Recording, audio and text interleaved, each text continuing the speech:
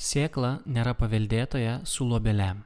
Šis Viljamo Marijono Branhamo pamokslas buvo pasakytas 1965 m.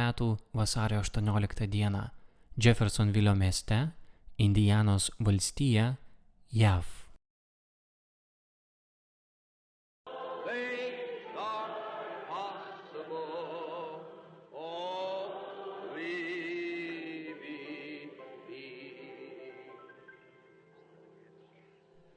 Likime atsistoję maldai.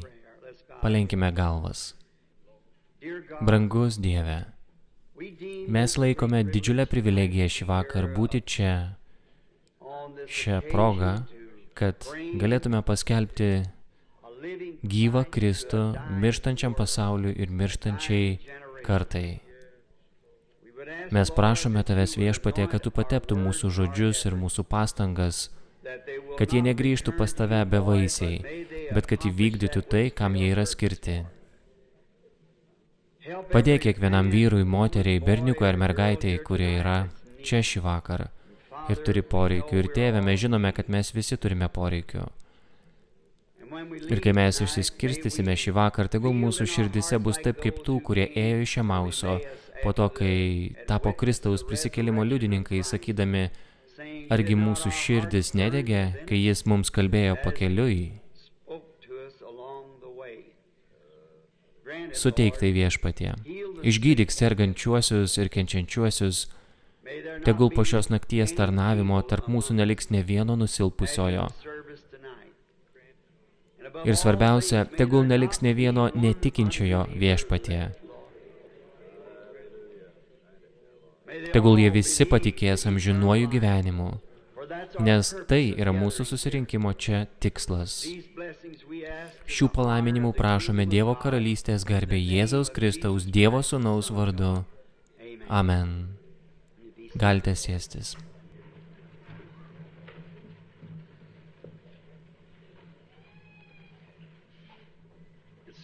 Malonu šį vakar vėl būti čia.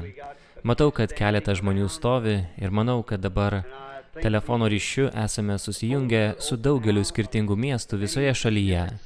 San Francisku, Tucsonu, rytinė dalimi. Ir mes per telefoną siunčiame jiems sveikinimus. Šį vakar mes esame čia, auditorijoje. Pagrindinė auditorija yra pilna, taip pat ir praėjimai, o palei sieną stovi daugybė žmonių. Žinome, kad rytoj vakare bandysime atidaryti kitą salės pusę čia, sporto salę, ir gauti didesnę salę, kurioje tilptų dar keletas tūkstančių žmonių. Taigi, tikimės to rytojaus vakarui. Jei šį vakarą, pirmą vakarą, salė yra užpildyta, manome, rytoj vakare bus dar daugiau žmonių. Matau, kad šį vakarą jie pastatė papildomų kėdžių ir kitko. Mes turime didelius lūkesčius. Pirmasis – Viešpaties Jėzaus atėjimas. Antrasis – išgelbėjimas paklydusioms sieloms, kurios šiąnakt priims jį ir bus pasirengusios jo atėjimui, kai jis pasirodys. Noriu perduoti ypatingus sveikinimus ir pasveikinti visus šiuos puikius vyrus ant pakylos, kurie, kaip suprantu, daugelis iš jų yra tarnautojai. Keletas šimtų ar daugiau sėdi ant pakylos ir mes tikrai esame dėkingi, kad jie čia yra. Visiems jums, kur bebūtumėte įvairiose šalies vietose, ir aš suprantu, kad kai kurie iš jūsų atvyko iš anapus jūros, iš užsienio, todėl mes esame dėkingi jums, kad esate čia ir galite mėgautis šią bendrystę su mumis, kurią tikimės Dievas mums suteiks šio susirinkimo metu. Atrodo, kad nuo tada, kai pagalvoju apie atvykimą čia kelių dienų susirinkimams, mano širdis labai keistai nerimauja, kad kažkas netrukus turi įvykti. Dar nežinau, kas tai yra, bet tikiuosi, kad tai bus didis Dievo prieiškimas, kuris mus paruoš ir padarys geresniais jo karalystės piliečiais, kol mes vaikštome šiame tamsiame nuodėmės ir netikėjimo pasaulyje. Ši žemė šį vakar, ši vieta man reiškia labai daug. Nuo tada, kai sužinojau, kad čia pastatyta mokyklos auditorija, norėjau, kad šioje vietoje būtų tarnavimas. Esu labai dėkingas mokyklos tarybai ir tiems, kurie maloniai leido mums čia susirinkti. Būtent šioje vietoje, maždaug ten, kur stovi šis pastatas, prieš maždaug 30 metų įvyko kažkas nuostabaus, būtent šioje žemės vietoje. Tuo metu čia buvo tik Viksvų laukas. Aš gyvenau mažame namuke, šiek tiek toliau, maždaug už 200 jardų. Tuo metu labai rūpinausi savo tėvo ir motinos išgelbėjimu. Šį vakarą jie abu jau yra mirę. O būtent tą dieną aš buvau susirūpinęs dėl savo tėvo. Prisimenu, kad miegojau verandoje. Buvo šiltas vasaros metas.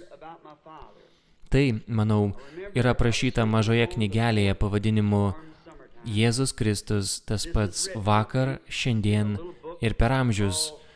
Arba mažoje knygelėje pavadinimu Aš nebuvau nepaklusnus dangiškajam regėjimui. Gulėdamas verandoje, staiga buvau pažadintas ir mano širdyje atsirado našta dėl mano tėvo. Kaip daugelis iš jūsų šio miesto gyventojų pažinojo mano tėvą. Manau, kad jis buvo puikus žmogus, nors ir buvo nusidėjėlis, bet jis turėjo blogą įprotį, su kuriuo aš visą gyvenimą stengiausi kovoti iš visų jėgų. Tai yra girtavimas. Ir tą naktį jis vėl gėrė. Aš pabudau su didelė našta širdyje dėl jo. Vilkėdamas tik pižamą. Aš užsimoviau kelnes, vilkėjau pižamos marškinius ir pradėjau eiti per tą Viksvų lauką. Atėjau maždaug ten, kur dabar stovi šis pastatas, ir atsiklaupiau pasimelsti už savo tėvą. Ir kol aš meldžiausi ir prašiau Dievo, kad jis jį išgelbėtų ir neleistų jam mirti nusidėjėliu, nes aš jį myliu, ir kol aš meldžiausi, aš pakėliau akis į rytus nuo čia ir pamačiau regėjimą. Ir stovėdamas tiesiai virš manęs, daugelis iš jūsų žino šį regėjimą, buvo viešpats Jėzus. Taigi, aš nesu linkęs į iliuzijas, kiek žinau, bet regėjimai yra realūs. Ir ten stovėjo viešpats Jėzus. Pirmą kartą, kai aš jį pamačiau tokio tipo regėjime. Jis buvo maždaug, galbūt 10 pėdų aukštyje virš mano galvos. Stovėjo ore, viena koja žengdamas žingsnį. Jis buvo apsirengęs baltais drabužiais su kutais šonuose. Jo plaukai siekė pečius. Jis atrodė maždaug toks vyras, koks Biblijoje pasakyta, kad jis buvo. Maždaug 30 metų, bet nedidelis, liekno sudėjimo vyras, labai mažas, atrodė, kad nesvėrė daugiau kaip 130 svarų. Aš pažvelgiau ir pagalvojau, kad kažkas yra ne taip, kad galbūt aš klystu. Taigi aš patryniau akis ir vėl pažvelgiau aukštyn, o jis stovėjo šiek tiek šonu, matėsi jo veido profilis. Jo veido bruožai, kuriuos visada mačiau regėjimuose, buvo panašus į Hoffmano 30-mečio Kristaus galvos paveikslą.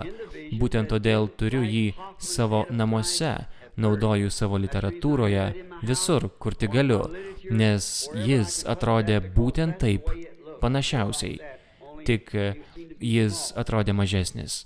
Ir kai žiūrėjau į jį, pagalvojau, tikrai aš nežiūriu į savo viešpatį stovintį ten. Aš buvau, sakyčiau, tokioje vietoje, galbūt ten, kur dabar yra ši sakykla, kažkur čia, šalia mano stovimosios vietos spindulių, kiek galiu įvertinti, maždaug 40 ar 50 jardų nuo čia, šioje vietovėje, šiame apskritime. Aš pakėliau akis ir jis stovėjo ten. Aš įsikandau į pirštą, norėdamas įsitikinti, kad nemiegu. Žinote, kaip tai būna. Atrodė, kad tai negali būti tiesa. Tuomet aš buvau dar jaunas viešpatyje. Pamokslavau apie 6 mėnesius. Aš įsikandau į pirštą.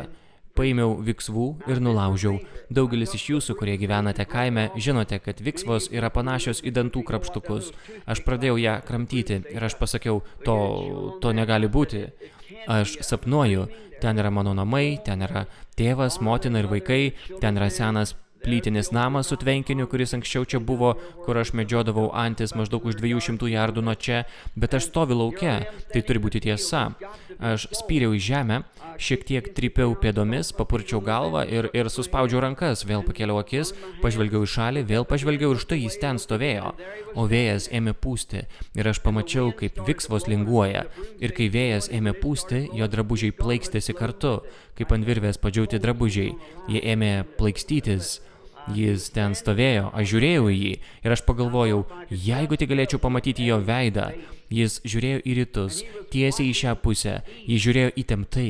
Aš pajudėjau, norėdamas prieiti arčiau ir geriau pamatyti jo veidą, bet vis tiek negalėjau jo gerai matyti. Jis laikė rankas priešai save. Iš ten, kur stovėjau, jos nelabai matėsi. Aš vėl perėjau į kitą vietą ir aš atsikosėdamas išleidau garsą panašų į tokį, norėdamas patikrinti, ar man pavyks atkreipti jo dėmesį, bet jis net nepajudėjo. Tada aš pagalvojau, galbūt aš jį pakviesiu. Kai aš pasakiau, Jėzau, jis pasuko savo galvą. Ir kai jis pažvelgė į mane, jis tiesiog ištiesė savo rankas. Tai viskas, ką prisimenu, nes jau beveik artėjo aušra. Aš gulėjau čia, kažkur čia, kur dabar yra šis pastatas, tik lauke. Mano pižamos marškiniai buvo visiškai šlapi nuo ašarų, nes aš verkiau ir aš buvau praradęs sąmonę. Jo veido bruožai buvo tokie, kokių joks menininkas negalėtų nupiešti ar nutapyti. Jie negalėtų to padaryti. Jis atrodė kaip žmogus, į kurį pažvelgus atrodė, kad jis pravirks iš užuojautos ir pagarbos, tačiau tuo pačiu jis turėjo tiek galios, kad jei prabiltų, apverstų visą pasaulį. Menininkas niekada nebūtų galėjęs atvaizduoti jo bruožų. Ir iki šios dienos aš niekada nesupratau, ką tai reiškia.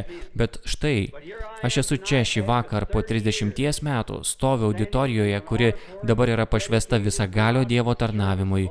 O aš tik paprastas narys, iš tiesų, tik vietinis vyresnysis čia, baptistų bažnyčioje, kurios pastorius tuo metu buvo Rojus Deivis. O dabar aš stoviu čia, kur yra didelė minia, ant tos pačios žemės su tais, kurie, manau, yra nupirkti paties Jėzaus Kristaus krauju. Mano atsakomybėje yra pamokslauti šią 4 dienų žinią nuo viešpaties. Maždaug po 6 mėnesių nuo to, aš čia toliau krikštijau upėje pirmą kartą, kai šviesa nusileido čia pat gatvėje Spring. Daugelis iš jūsų galbūt norėsite nueiti ir pažiūrėti į Spring gatvę ir tą vandenį tiesiai prie upės kranto. Ten viešpaties angelas pirmą kartą pasirodė viešai, 2 valandą, 1 popietę. Ir iš jos pasigirdo balsas, kuris pasakė, kaip Jonas Krikštytojas buvo siųstas, kad paruoštų kelią Kristaus pirmajam atėjimui, taip tavo žinia paruoš kelią antrajam atėjimui. Praėjo 30 metų, aš vis dar čia, šį vakarą skelbiu šią žinią. Ji pasklido po visą pasaulį ir aš džiaugiuosi, kad šį vakarą grįžau į savo gimtąjį miestą, kad galėčiau atstovauti šį viešpatį Jėzų Kristų, kurį vis dar myliu visa širdimi. Kiekvieną dieną jis tampa vis mielesnis nei buvo vakar. Aš niekada savo mokyme nepakeičiau nei vienos jotos. Pirmas dalykas, nuo kurio pradėjau, aš vis dar tikiu juo ir šį vakarą. Jis yra tas pats vakar, šiandien ir per amžius. Aš dabar turiu žinią, už kurią esu atsakingas. Kai žinia buvo vos tik prasidėjusi, žinoma, visi meldėsi už sergančiuosius, buvo dideli ženklai, stebuklai. Tai sukėlė ypač tarp sekmininkų visuotinį išgydymo kampanijų prabudimą, kuris apėmė visą pasaulį. 15 metų iš eilės manau, kad ant kiekvienos kalvos vyko prabudimai, degė prabudimo ugnis. Tiesiogiai milijonai žmonių priėmė Kristų kaip savo gelbėtoją per tą vieną įgaliojimą. Tai įkvėpė Oralą Robertsą ir kitus, ir dar kitus, kol visur pasklido. Po to sekmininkų bažnyčia atsidūrė tokioje pačioje mirties duobėje kaip ir tada. Mano ketinimas ir troškimas šį vakarą yra vėl pažadinti tą bažnyčią, kad ji pasirengtų artėjančiam viešpaties Jėzaus atėjimui. Aš turiu ją sudrausti, aš turiu sudrausti nuodėmę, kokia ji bebūtų. Aš nedresuoju to kieno nors denominacijai, aš turiu žinią. Taigi yra sunku gauti finansinę paramą bažnyčioje, kaip ir buvo su mūsų viešpačiu Jėzumi, nes tai jis, o ne aš. Bet kai jis iš pradžių pamokslavo, gydė ligonius, prikėlė mirusius, apvalė raupsuotusius ir išvarė velnius, visi norėjo jo. Bet ateina laikas, kai po kiekvieno ženklo visada seka žinia, nes ženklas turi balsą. Bet kai vieną dieną jis atsisėdo ir pasakė, aš ir mano tėvas esame viena, jie negalėjo to pakęsti.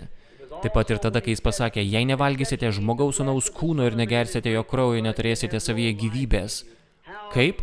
Na, daktarai ir protingi žmonės būtų pasakę, šis žmogus yra žmogus vampyras.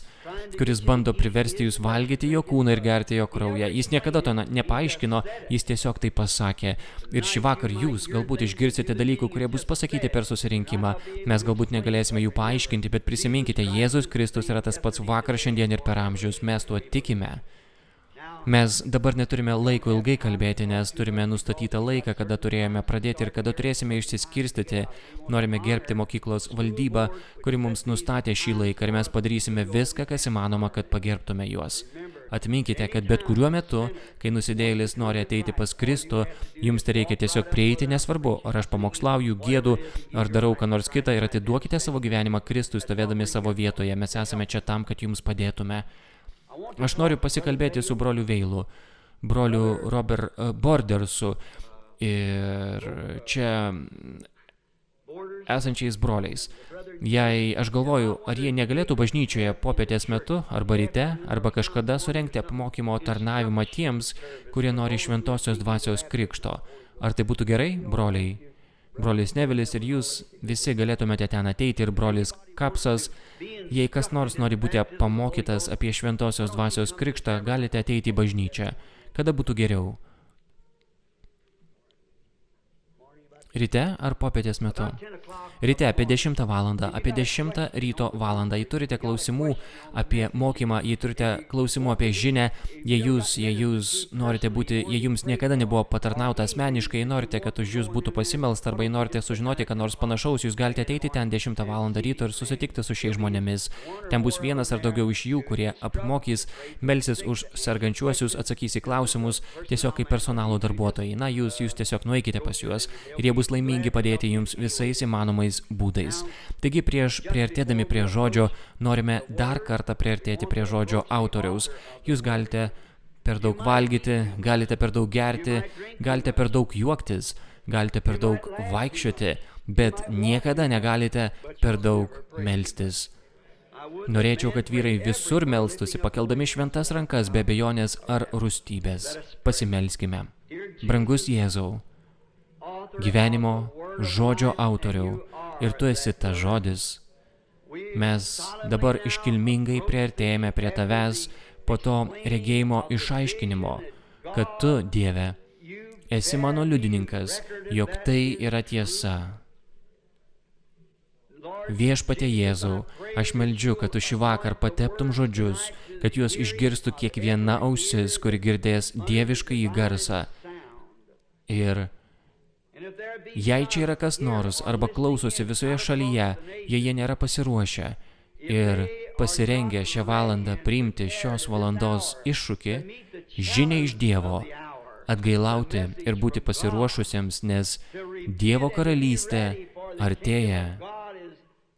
Mes meldžiamės, kad tai išsipildytų jiems šį vakar, kad jie priimtų šios valandos iššūkį.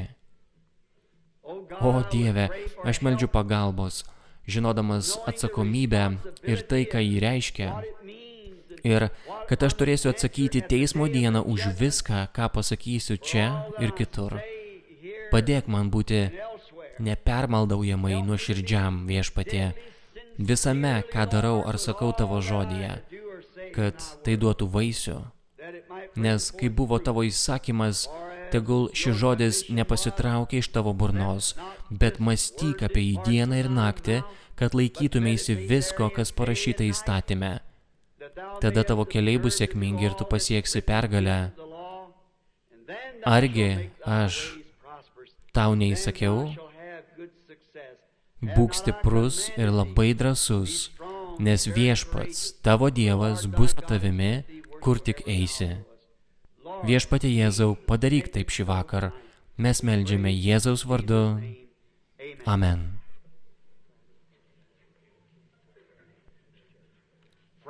Penktadienį ir šeštadienį nuo 10 iki 12 bažnyčioje, esančioje 8 ir Penn gatvių sankryžoje, bus apmokymai, atsakymai į mokymo klausimus, maldos už sergančiuosius ir dar daugiau. Jei turite kokių nors klausimų, ar jei jums ko nors reikia, ateikite. Ten bus žmogus, kuris tuo pasirūpins. Te laiminais Viešpats. Dabar šio vakaro atidarymo tarnavimui aš negaliu nieko kito padaryti, kaip tik iš karto pereiti prie mūsų žinios. Dėl to mes čia esame ir dėl to aš sugrįžau. O sekmadienio rytą viešpačiui leidus aš noriu priimti tą didžiulį dienos iššūkį. Tema – santuoka ir skyrybos. Dabar iš Galatams 4:27 noriu perskaityti šiuos žodžius 4:27 iki 31 imtinai. Nes yra parašyta: džiaukis nevaisingoji, kuri negimdai, pratrūk ir šauktu, neturinti gimdymo skausmų, nes apleistoji turi daug daugiau vaikų negu turinčioji vyrą. Na, o mes, broliai, kaip Izaokas buvo, esame pažado vaikai. Bet kaip tuomet tas, kuris gimė pagal kūną, persekiojo tą, kuris gimė pagal dvasią, taip ir dabar. Tačiau, ką sako raštas? Išvaryk vergę ir jos sūnų, nes vergės sūnus nebus paveldėtojas su laisvosios sūnumi. Taip kad, broliai, mes esame ne vergės vaikai, bet laisvosios. Tegul viešpats pridės palaiminimus jo perskaitytam žodžiui. Taigi, aš manau, kad iš čia aš pasirinkau labai keistą, neįprastą temą. Bet kartais mes atrandame Dievą tose keistose, neįprastose valandose, neįprastais būdais, neįprastuose dalykuose, nes Dievas yra neįprastas. Ir tie, kurie tikrai jam tarnauja iš širdies, tarnauja jam neįprastu būdu, pasaulio dalykų ar būdų atžvilgiu. Šios temos pavadinimas – sėkla nėra paveldėtoja su luobele. Paulius čia kalba apie tiesioginę Abraomo 2 sūnų sėklą. Paulius džiaugsmingai priskiria save padėčiai pagimdytojo iš laisvosios moters. Taigi mes žinome, kad Abraomas turėjo 2 sūnus nuo 2 skirtingų moterų. Dievas davė jam pažadą, kad nuo Saros, tiksliau, per Sarą, kad gims sūnus ir per šį sūnų pasaulis bus palaimintas. Visos tautos bus palaimintos per šį sūnų. Ir įprastai yra tikima, ypač tarp žydų, kad tai buvo Izaokas, bet tai nebuvo jis. Šis pažadėtasis Abraomo sūnus yra Jėzus ir jis yra iš karališkosios sėklos pažado, iš Abraomo. Bet Abraomas turėjo 2 sūnus. Vienas nuo Hagaros, kuri buvo jo žmonos tarnaitė. Graži, miela egiptietė tarnaitė, kurią Abraomas buvo pasiėmęs Egipte, kad ji būtų jo žmonos tarnaitė. O Sara, manydama, kad Dievas negalės išpildyti visų savo pažadų, pasakė Abraomui, kad jis paimtų Hagarą, savo tarnaitę, ir ją vestų. Tuo metu poligamija buvo teisėta ir kad pagimdytų vaiką. Ir taip Dievas buvo suplanavęs, kad ji turės vaiką tik per Hagarą. Bet mes atrandame, kad taip nebuvo. Taigi, mes taip pat suprantame, kad Dievas yra tobulas trejetuose. Dievas yra tobulas trejetuose. Malonė yra 5. 7 yra užbaigtumas, kaip ir pasaulis. Dievas yra tobulas Tėve, Sūnuje ir Šventojoje dvasioje. Tai yra dievystės tobulumas. Visada vienas Dievas 3 pasireiškimuose, turintis 3 atributus vienoje pareigybėje arba 3 pareigybės vienoje dievystėje. Taigi trejetas taip pat yra tobulume. Malonės laipteliuose bažnyčiai, išteisinimas, pašventinimas, šventosios dvasios krikštas. Tai susideda iš naujojo gimimo, kaip ir žemiškasis gimimas yra to provaizdis. Kai moteris gimdo vaiką, pirmiausia pasirodo vanduo, kraujas, o tada gyvybė. Biblijoje 1 Jono 5:7 arba 7:5, manau, yra pasakyta, yra 3, kurie liudija danguje. Tėvas, žodis, kuris buvo sūnus, ir šventoji dvasia. Šie 3 yra viena. Yra 3, kurie liudija žemėje, žodis, vanduo ir dvasia. vanduo, kraujas ir dvasia. Šie trys sutarė vienybėje. Taigi tėvas, sūnus ir šventoji dvasia yra viena. Negali būti tėvo be sūnaus. Negali būti sūnaus be šventosios dvasios, bet jūs galite būti išteisinti be pašventinimo. Jūs galite būti pašventinti be šventosios dvasios pripildymo. Mes tai įrodėme pagal gamtos dėsnius. Taigi, daugeliu iš jūsų aš galbūt atrodau keistas, aš neturiu išsilavinimo, tai jūs, manau, jau supratote, bet aš mokau provaizdžiais, nes žemiški dalykai simbolizuoja dvasinius. Taigi, matome, kad tobulume yra trejetas. Dievas yra tobulas trejetuose. Ir tai buvo Abraomo sėklos tobulume. Izmaelis, Izaokas ir Jėzus. Izmaelis gimė iš vergės. Izaokas gimė iš laisvos moters. Ir abu jie gimė per lytinį aktą. Bet Kristus, Jėzus, gimė iš mergelės be lytinio akto. Čia sėkla. Viena sėkla. Ne sėklos, bet viena sėkla. Tos kitos nebuvo Abraomo sėkla, nes Abraomo sėkla buvo jo tikėjimas, apie kurį kalbėjo Dievas, o ne jo žemiška sėkla. Nes po Saros mirties Abraomas vedė kitą moterį ir turėjo 7 sūnus, neskaitant dukterų. Taigi tai nebūtų Abraomo sėklos, tai buvo Abraomo sėkla viena. Ir tai buvo Abraomo tikėjimo sėkla, nurodanti į karališkąją sėklą, kuri turėjo ateiti per Abraomo tikėjimą. Ne Abraomo žemišką gyvenimą, bet Abraomo dvasinį gyvenimą, kuris paėmė viską, kas prieštaravo Dievo žodžiui ir vadino tai taip, lyg to nebūtų, ir tikėjo Dievu. Kai nebuvo vilties, tikėjo viltimi. Tai yra tikroji sėkla, apie kurią mes kalbame. Čia mums yra pateiktas paveikslas. O sėkla pradėjo augti, pažado sėkla, pradėjo augti šiek tiek abejonėje. Abejonėje dėl pirminio pažado. Pažiūrėkite, kaip ji pradeda augti žemai, abejonėje dėl pirminio pažado. Dievas pažadėjo Abraomui per Sarą, kad ji turės šį vaiką. Bet dabar žiūrėkite, pirmoji Abraomo sėkla pagimdyta vergės. Atsirado Sarai abejojant, kad tai gali įvykti, nes ji buvo sena ir jau buvo peržengusi vaisingo amžiaus ribą. Taigi, taip prasideda bažnyčia, taip ji visada prasideda. Jūs pradedate nuo apačios, jūs nepradedate nuo viršaus. Žmogus, bandantis lipti kopėčiomis, jeigu pradės lipti nuo viršaus, jis susilaužys kaklą. Jūs turite pradėti nuo apačios ir lipti į viršų. Ir čia mes atrandame Dievo pažado pradžią, kuris pasireiškia per Dievo programą, kuria buvo šiek tiek suabejota ir kuri buvo šiek tiek sutrikdyta. Taip pat prasidėjo nuodėmė Edeno sode, taip prasidėjo mirtis per nuodėmę, kai vienas Dievo žodis buvo neteisingai išaiškintas arba juo buvo suabejota. Jūs negalite abejoti nei vienu Dievo žodžiu arba jo neteisingai išaiškinti, nes tai yra taip sako Viešpats, nes kiekvienas jo žodis yra toks. Ir čia Sara, netgi ta, kuriai buvo duotas pažadas, Sara yra moteris, kuri yra bažnyčios provaizdis, suabejojo Dievo pažado žodžio pirminiu planu ir pasakė: tu, Abraomai, mano vyre, paimk šią gražią tarnaitę, gyvenk su ją ir būk jai vyru. Dievas per ją duos šią pažado sėklą, o aš paimsiu vaiką. Suprantate, vos tik praleidus vieną mažą jotą, pasikeitė visas planas. Todėl mes turime priimti kiekvieną Dievo žodį, kaip taip sako Viešpats. Kiekvienas Dievo žodis yra tiesa.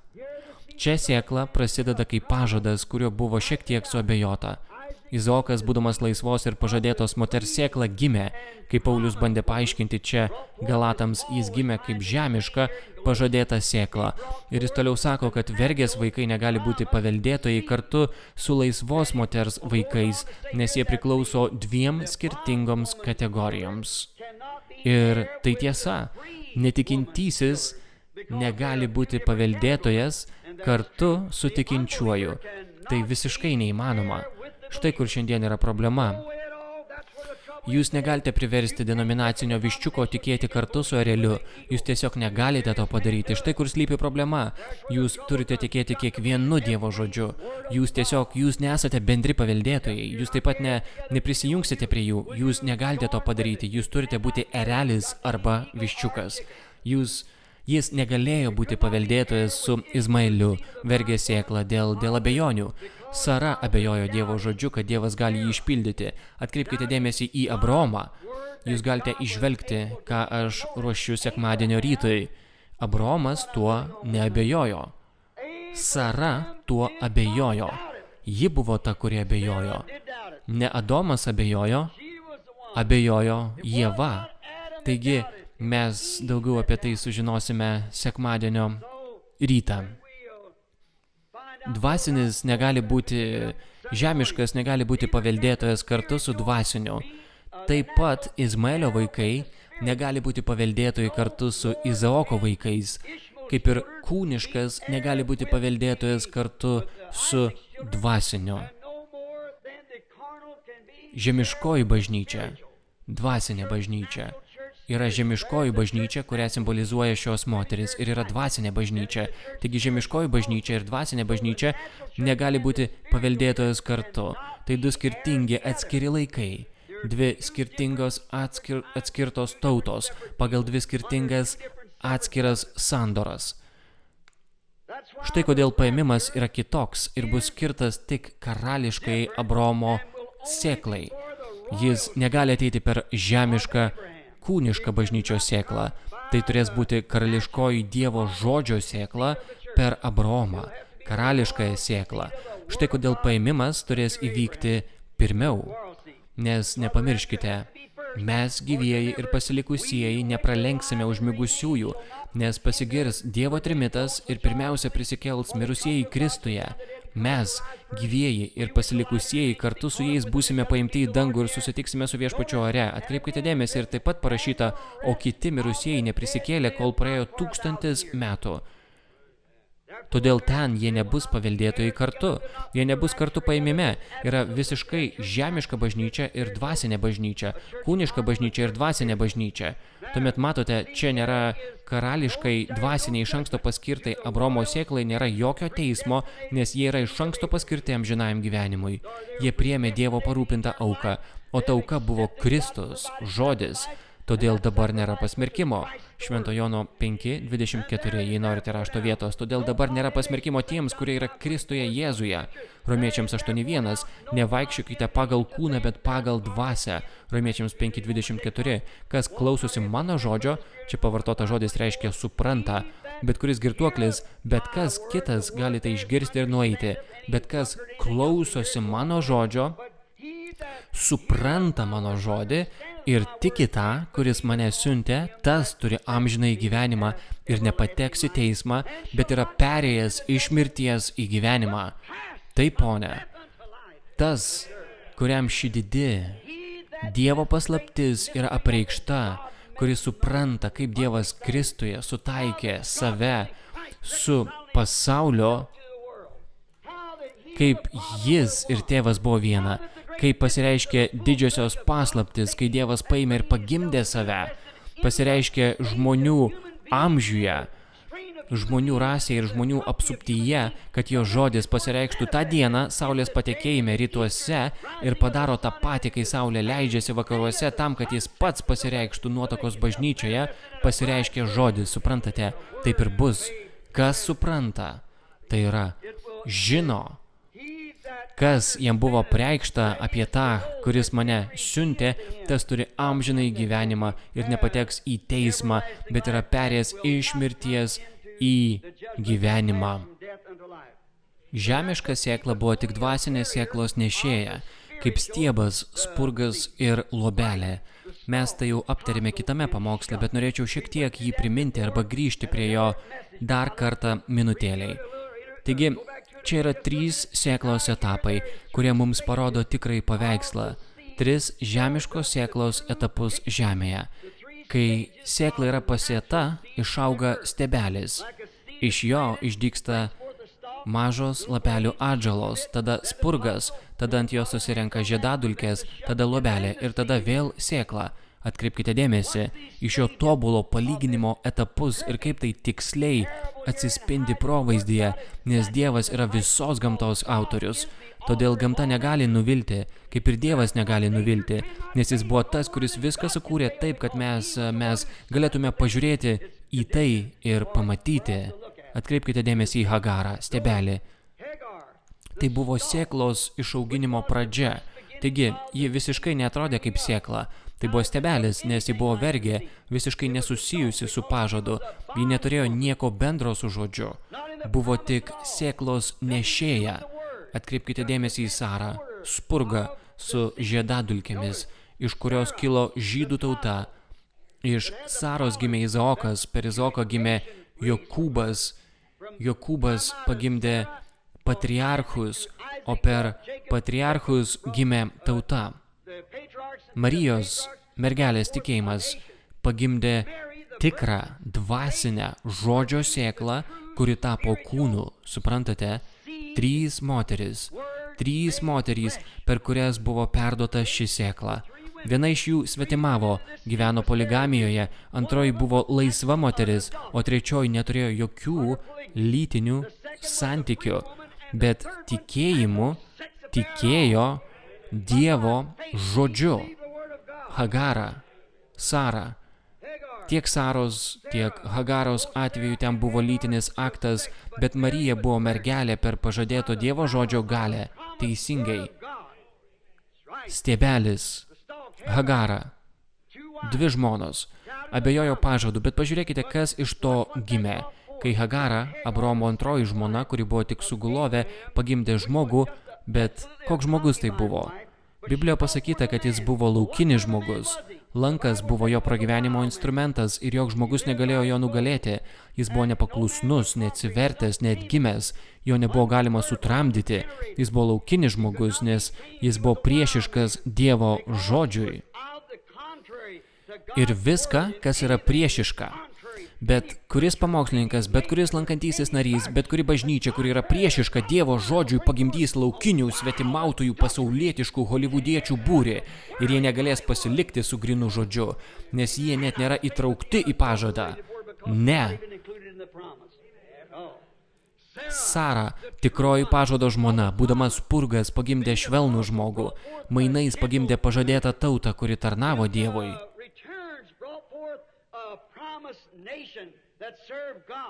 Tuščia vieta Garsajoje. Bet Marija visiškai be lytinio akto tikėjo pažadėtų žodžiu, kai buvo mergelė, nepažinusi vyro, ir viešpaties angelas sutiko ją ir pasakė: Sveika, Marija, palaiminta tu tarp moterų, nes Dievas su tavimi. O ji pasakė: Kaip šie dalykai išsipildys? Ji pasakė, angelas pasakė: Šventoji dvasia nužengs ant tavęs. Tai niekada nebuvo padaryta per visus amžius, bet Marija tikėjo Dievu ir ji pasakė: Štai viešpaties tarnaitė. Ji tikėjo žodžiu. Kaip ji turės pagimdyti? Ji žinojo, kad Hagaras susilaukė kūdikio nuo Abraomo per lytinį troškimą ir Sara susilaukė kūdikio nuo Abraomo per lytinį troškimą, pažado vaikai. Vergė ir laisvoji moteris, bet čia jos yra prašoma patikėti.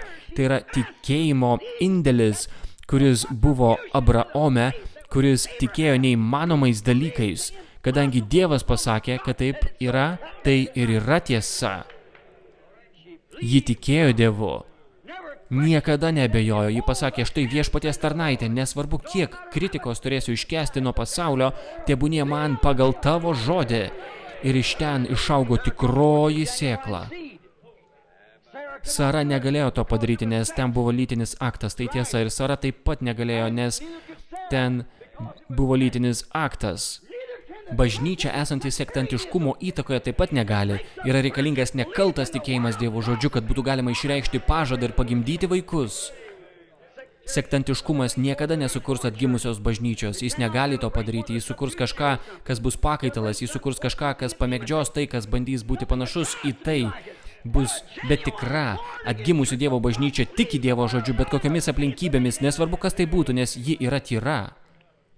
Tai yra Dievo pažadas, kad šie dalykai įvyks. Marija, tikroji, pasakė nebuvo lytinio akto, pasakė, tebūnie man pagal tavo žodį, štai tavo tarnaitė. Ir ji pagimdė. Ką ji pagimdė? Ne laukinį žmogų, ne tautą, bet ji pagimdė žodį. Patį Dievą, pasireiškusi kūne. Amen. Tikrąją Dievo sėklą, kuri išpildė kiekvieną Dievo pažadą duotą Biblijoje. Be jo nei vienas žmogus negali gyventi. Ji buvo tikroji sėkla, ji buvo lobelė, per kurią išaugo grūdas. Taigi kitos dvi buvo gyvenimo nešėjos, tik kaip žemiškos sėklos. Marija, dabar įsidėmėkite, aš pasakiau, kad kitos dvi, taigi Marijos, nedarykite iš jos Dievo, kaip kai kurie žmonės bando padaryti. Ji nebuvo Dievas, ne ponė, ji buvo tik sėklos nešėja, kaip ir visos kitos, bet kaip tikėjimas žodžiu išreiškia daugiau tikrojo atvaizdo. Kai javai ar kviečiai subręsta, pirmiausia išauga stebelis, tada įvyksta apdulkinimas žiedadulkėmis ir galiausiai pasirodo lobelė. Bet kai susimastote, ta lobelė, jei būsite nepastabus, jie atrodys tiesiog kaip tikras kviečio grūdas. Tačiau ją atvėrus viduje rasite tikrą kviečio grūdą. Lobelė yra tik nešėja. Taigi matote, Marija ne per lytinį aktą, bet per tikėjimą, kažkas labai panašaus į tai. Marija nebuvo ta sėkla, Marija buvo sėklos nešėja. Jis buvo tikroji tikėjimo sėkla, nes Dievo žodis yra tikėjimas, kurį jis davė Abraomui. Ir tik tikėjimas gali išreikšti tai, ką Dievas pasakė, kad padarys. Tikėjimas jo žodžiu. Atkreipkite dėmesį, kaip Marija buvo panaši į tikrąjį dalyką, tačiau kaip lobelė. Lobelė apgaubia sėklą ir saugo ją, maitina, kol ji tampa savarankiška, subrendusi. Taip ir šis trečiasis bažnyčios periodas sekmininkų subrendo, saugodamas šį grūdą, kol atėjo laikas atverti lobelę. Marija, būdama Kristaus motina, buvo tik inkubatorius. Jis neturėjo Marijos kraujo, jis neturėjo žydo kraujo, jis neturėjo pagonio kraujo, jis turėjo Dievo kraują. Dievas sukūrė šį kraują. Tai negalėjo įvykti per lytinį aktą, jis nebuvo nei žydas, nei pagonis. Šis kūdikis neturi nė lašo motinos kraujo, kraujas yra iš tėvo. Mes žinome, kad hemoglobinas yra vyruose. Kaip višta ji gali padėti kiaušinį, patelė gali, bet jei ji nepabuvojo su gaidžiu, iš kiaušinio niekas neišsiris.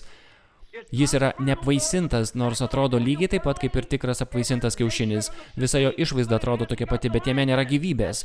Taip yra su žmonėmis, kurie išpažįsta Kristų. Daugelis jų atrodo kaip krikščionys, stengiasi elgtis kaip krikščionys, bet jūs turite turėti Kristų savyje, kuris yra pasireiškęs žodis, kitaip jūs niekada nesubręsite į tikrą Bibliją tikinti krikščionį. Jūs visada liksite kažkuo denominaciniu. Jūs negalėsite gyventi, nes jūsų viduje nėra gyvybės, kad galėtumėte gyventi.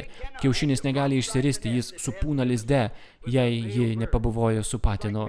Tiesiog kaip bažnyčios nariai galite juos glostyti, vadinti, paskirti diakonais ir visa kita, bet jie turėsite lizdą pilną supūvusių kiaušinių, jeigu jie nesusiporavo su patinu. Tai tiesa. Nešėjas, lobelė, ją maitino, tai tiesa.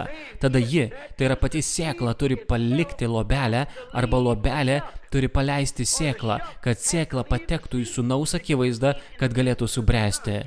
Viskas yra provaizdis, mes tai matome. Taigi pažiūrėkite, kaip ji, šių paskutinių dienų bažnyčia, tampa panaši į pačią sėklą. Pažiūrėkite, kaip ši sekmininkų denominacija iškilo paskutiniosiomis dienomis. Ir mes tai paaiškinsime šiek tiek vėliau. Matote, jie tampa tokie panašus, kad atrodo tiesiog tiksliai kaip sėkla. Kai iš kviečio grūdo išlenda lobelė arba kviečio stebelis, po to, kai antrojo etapo metu į jį patenka žiedadulkės ir ateina trečiasis etapas, tai yra lobelė.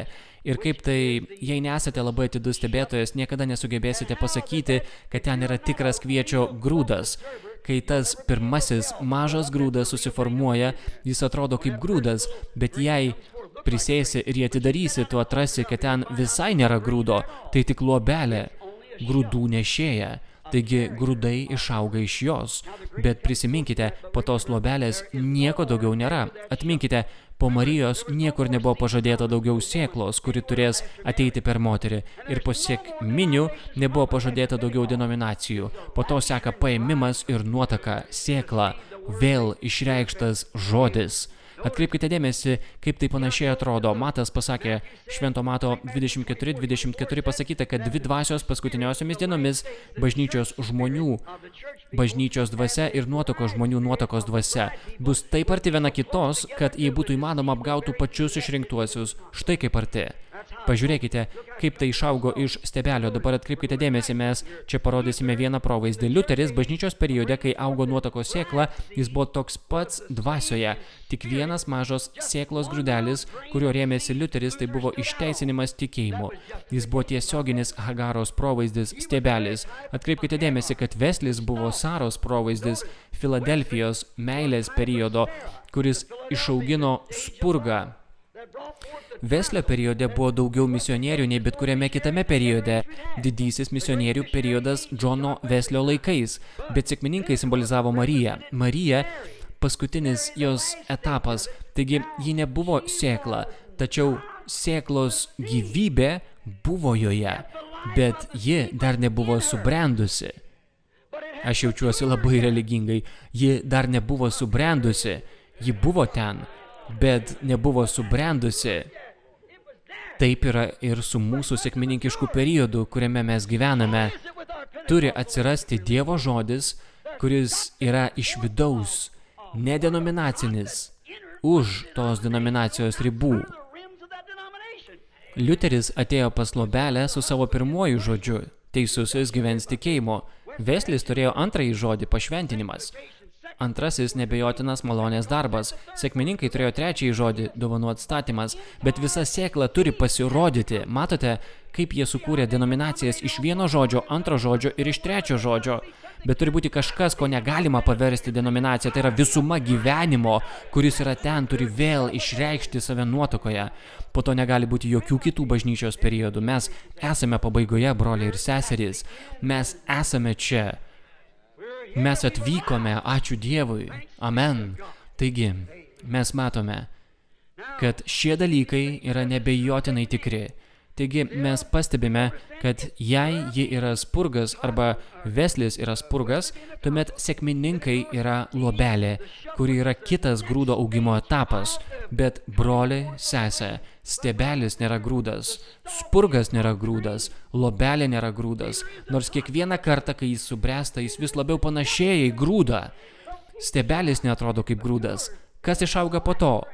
Spurgas. Mažas svogūnėlis. Jis labiau primena grūdą nei lapeliai. Kas išauga po to? Lobelė. Ji laiko grūdą. Maitina grūdą. Dabar pažvelkime dar kartą į Dievo duotą pažadą Abromui apie tavo sėklą, kalbant dvasiškai. Visi tai žinome. Jis kalbėjo apie Kristų, ne apie Izaoką, per jo tikėjimo sėklą. Atkreipkite dėmesį. Pirmasis buvo išvergęs, visiškai nepanašus į tai, kas buvo pažadėta. Dievas neturi atsiimti savo žodžio dėl ne vieno žmogaus. Dievas pasakė, kaip tai vyks ir taip tai vyks. Bet Sara, būdama bažnyčios atstovė, bažnyčios provaizdis, tai ji ten sužinojo, kad ji pasakė, na, aš manau, kad tai yra šiek tiek per didelis nepaprastas reiškinys. Aš tiesiog negaliu tuo patikėti, todėl eik ir atsivesk Hagarą ir imk ją savo žmonas. Matote, ten tas stebelis visiškai netrodė kaip pažadas, bet kai pasirodė Sara, taigi tai atrodė gana gerai. Tai atrodė labiau kaip pažadas. Bet vis tiek tai nebuvo tikrasis pažadas, nes Izraelis per Izaoką suklydo ir atmetė tikrąją sėklą, kai jie atėjo. Aleliuja, nesijaudinkite, nebėkite, tai jums nepadarys žalos. Atmetė tą sėklą, nukryžiavo ją ir pakabino ant kryžiaus. Tiesiog kaip Paulius čia pasakė, argi ne laisvos moters sėkla ar vergės sėkla persekiojo laisvos moters sėklą? Taip ir denominacinės sėklos persekioja tikrąjį grūdą. Taip visada turi būti.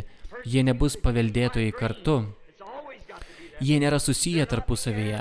Tai du visiškai skirtingi pažadai, du skirtingi laikai, dvi skirtingos tautos, visiškai skirtingos. Viena yra nuotaka, o kita yra bažnyčia. Jų negalima lyginti, visiškai. Bet vis tiek jie nėra ta sėkla, kurios atėjimas buvo pažadėtas. Nei Sara nebuvo, nei Hagara, nei Sara, nei Marija nebuvo ta sėkla. Marija nebuvo ta sėkla. Ji buvo tos sėklos nešėja. bet ji ją maitino, pagimdė savo įsčiomis, tiesiog kaip lobelė, iš kurios gimė tikroji sėkla, bet lobelė nėra sėkla. Ji yra arčiau sėklos. Ji apglėbė sėklą. Stebelio gale gyvybė yra pasklidusi po visą stebelį, o žiedadulkė susirenka žemiau, bet lobelė yra ten pat, kaip ir sėkla, ir suformuoja tarsi sėklą. Jėzus mums pasakė, kas bus paskutinė diena. Tai bus taip panašu, kad apgautų net išrinktuosius, jei tai būtų įmanoma, bet po to iš ten išeina sėkla, o lobelė, gyvybė palieka lobelę, nes lobelė yra nešėja ir būtent tuo buvo mūsų denominacijos nešėjos, Liuteris, Veslis, sekmininkai. Bet dabar atėjo laikas sėklai pasirodyti. Atkreipkite dėmesį, pastebėkite, tiesiog ji nebuvo sėkla, Marija nebuvo, tik lobelė. Spurgas ir stebelis, žodžio dalies nešėjai, ne visas žodis.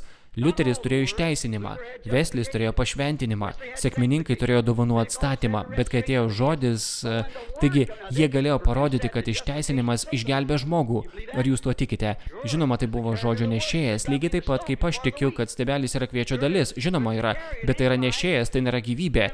Tada atėjo pašventinimas. Kas iš jūsų tiki pašventinimu? Jei tikite Bibliją, turite tikėti, žinoma, bet tai dar ne viskas, tai yra šiek tiek daugiau, yra dar 2 žodžiai. Bet po to ateina sekminės dovanų atstatymas. Kalbėjimą kalbomis žmonės vadina pirminiu šventosios dvasios įrodymu. Kalbėjimą kalbomis jie vadina pirminiu įrodymu, kuris išreiškia ką? Lobelę, bet jie virto denominacija. Bet kai tu pradedi sakyti, aš ir mano tėvas esame viena ir tuos kitus dalykus, tada lobelė atsiskiria nuo to. Bet tikra, nuoširdi, nuotakos bažnyčia išreikš visą Dievo žodį jo pilnatvėje ir jėgoje. Nes jis yra tas pats vakar, šiandien ir per amžius. Atkreipkite dėmesį, Marijos įsčiose buvo sėkla. Bet kai sėkla buvo išlaisvinta, ji pasakė, aš atėjau vykdyti valią to, kuris mane siuntė. Aš ir mano tėvas esame viena. Jei aš nedarau jo darbų, netikėkite manimi. Ten buvo sėkla. Kuris iš jūsų gali mane pasmerkti už netikėjimą? Aš padariau tai, ką Biblija pažadėjo, kad aš padarysiu. Dievas tai patvirtino per mane, pasakė jis. Kas dabar gali man pasakyti? Suprantate? Bet sėkla Marijoje, lobelė buvo panaši į ją, bet iš tiesų jie nebuvo. Ji vis dar buvo įsčiose. Atkreipkite dėmesį ir sekmininkų periode, per liuteronų periodą, per Veslio periodą, per sekmininkų periodą, viskas buvo taip pat. Taigi atkreipkite dėmesį, bet 7 antspaudų atidengimo metu, apreiškimo 10, visas žodis turi vėl gimti pasireiškimu ir būti patvirtintas Dievo dvasios visa jėga, kaip buvo, kai jis buvo čia žemėje. Bus išreikšta tokiu pačiu būdu, bus daromi tie patys dalykai, kuriuos jis darė, kai buvo čia žemėje. Amen. Hebrajams 13:8 pasakyta, Jėzus Kristus yra tas pats vakar, šiandien ir per amžius. Šventojo Luko 17:30 Jėzus pasakė, paskutinėmis dienomis, kaip tai buvo Sodomos dienomis, kai žmogaus sūnus vėl apsireikš, taip ir bus. Pasaulis yra Sodomos būsenoje ir bažnyčia nuėjo į Sodomą kartu su juo kaip Lotas ir jo žmona, bet aš sakau, kad kažkur šiame pasaulyje yra išrinktoji bažnyčia, kuri atsiskiria ir laikosi atokiai nuo tų dalykų ir Dievo pasireiškimas pritraukia jos dėmesį. Mes esame paskutinėse dienose. Lobelė perdavė savo jėgą sėklai, ji išėjo, tai buvo gera lobelė, bet ji įvykdė savo paskirtį, suprantate, tai yra žodžio, jaunikio žodžio nuotaka. Žemiška Abraomo, Izaoko ir Jokūbo sėkla, arba tiksliau Izmaelio žemiška sėkla, Izaoko žemiška sėkla ir taip toliau turėjo patekti į žemę, kad galėtų išauginti kitą, išauginti Jėzų. Taip pat ir visi kiti sėklos turi išdžiūti, turiuomenėje lobelės turi išdžiūti, žiedadulkės turi išdžiūti ir viskas miršta, kad sėkla galėtų išreikšti pati save. Tai buvo kiekviename periode. Denominacijos buvo to dalies nešėjas, dalies, kur yra žodis, nes tai buvo paslėpta nuo išmintingųjų reformatorių arba užantspauduota nuo jų, kol neprasidėjo erelių periodas. Taip pasakė Biblija, taip ponė, nes mums tai yra pažadėta Malachijo 4. Būtent taip. Jis paslėpė tai nuo išmintingųjų ir protingųjų akių. Kaip neseniai išnagrinėjome Apreiškimo knygoje, sužinojome, kad visi 3 tų žvėrių pasiuntiniai, kurie išėjo, kiekvienas tiksliai atitiko liuterį, kiekvienas tiksliai atitiko kitą, tai yra jautis ir kiti Biblijoje minimi gyvūnai. Jie pasirodė ir ėjo išteisinime, pašventinime, netgi iki sekmininkų. Tačiau 4 buvo erelis, taip, ir tame periode Dievas jį pakėlė aukštyn. Taigi, kad būtų teisinga, tai turi vykti tuo periodo metu, taip, pone, išpildomas erelio pažadas iš Malachijo 4. Jėzus nekilo iš Marijos, bet atėjo per Mariją, kaip gyvybė per luobelę. Taigi, daugelis iš jūsų, gerbiami katalikai, broliai ir seserys, šį vakar galbūt manote, kad Marija buvo Dievo motina, kaip jūs sakote. Kaip ji galėjo būti Dievo motina, jeigu Dievas neturi pradžios ir pabaigos, suprantate? Kas tada buvo Dievo tėvas, jeigu ji buvo motina, suprantate? Jis buvo jos kūrėjas, o ji nebuvo jo kūrėja. Jis pats save sukūrė Marijos įsčiose. Tai nebuvo jos kūrinys, tai buvo jis, kuris sukūrė save. Jis nebuvo iš jos, bet ji buvo iš jo. Tai tiesa. Biblija moko mus, kad viskas buvo sukurta per jį. Suprantate? Ir nieko nebuvo sukurta, kas nebūtų sukurta per jį. Taip, kad jis galėjo turėti motiną, jei jis buvo pats Dievas. Dabar mes čia matome tikrojo provaizdžio apreiškimą. Yra 3 moterys nešusios žemiškąją sėklą, kol jis subrendo Jėzuje, kaip Izmaelis negalėjo būti, nes jis buvo gimęs, kaip mes šiandien manytume, nesantuokinis, nes buvo vergės sūnus. Po to pasirodė šiek tiek labiau į jį panašus, kaip Jėzus, kurie kilo iš Izaoko, bet tai vis dar nebuvo jis, nes jie gimė per lytinius santykius tarp Saros ir Abraomo, bet po to atėjo Marija, per nekaltą prasidėjimą pagimdė Jėzų Kristų, tai tiesa, Dievas, žodis, tapo kūnu. Taigi, pažiūrėkite. Ten buvo 3 moteris. Čia yra 3 moterų provaizdžiai, bažnyčios. Moterys visada yra bažnyčių provaizdžiai. Tai reiškia 3 denominacinius periodus, nešėjus, kurie taip pat turi mirti ir išdžiūti, tiesiog kaip lobelė ir kiti, kad duotų vietos sėklai. Sėkla negali išaugti, negali subręsti, kol lobelė, stebelis ir lapai visiškai nenudžiūva. Tai tiesa, ji išsiurbia iš jų visą gyvybę. Amen. Viską, kas buvo. Ir dar daugiau. Negalite to padaryti. Dabar yra sėklos laikas arba nuotakos laikas. Lobelės yra mirusios. Lobelės yra nudžiūvusios. Nekaltojo žodžio laikas, prie kurio nebuvo prisiliesta. Tai yra nekaltojo, įsidėmėkite, nekaltojo žodžio laikas. Jeigu jūs atiduotumėte jį į denominacijos rankas, jis tikrai daugiau nebūtų nekaltas.